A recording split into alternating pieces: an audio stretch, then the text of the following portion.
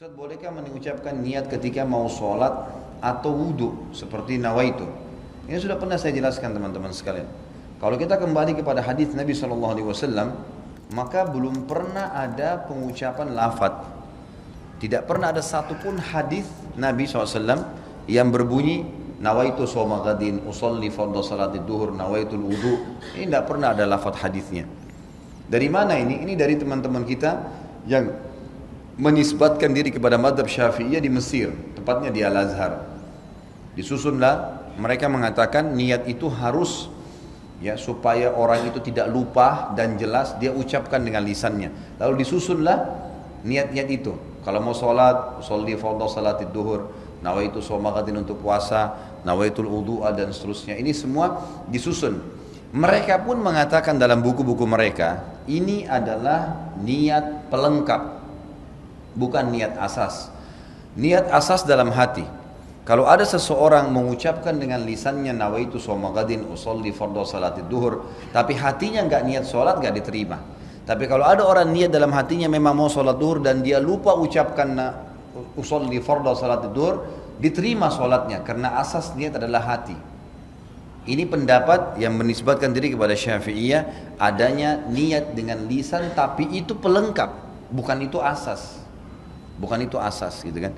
Kalau jumhur ulama, Imam Ahmad, Imam Malik, Imam Abu Hanifah mengatakan tidak ada niat kecuali dalam hati. Seperti contoh, Bapak Ibu tadi mau sholat isya, begitu iqamah kita berdiri di shaf. Bukankah dalam hati kita sudah niat mau sholat isya? Kan tidak mungkin sholat maghrib, nggak mungkin sholat subuh, nggak mungkin. Sama pada saat kita berdiri di shaf belakang jadi makmum, ada imam, kita di belakang, bukankah sesuatu niat jadi makmum? Bukankah tadi imam kita pada saat maju di tempat imamnya dia sudah niat mau jadi imam dalam hatinya?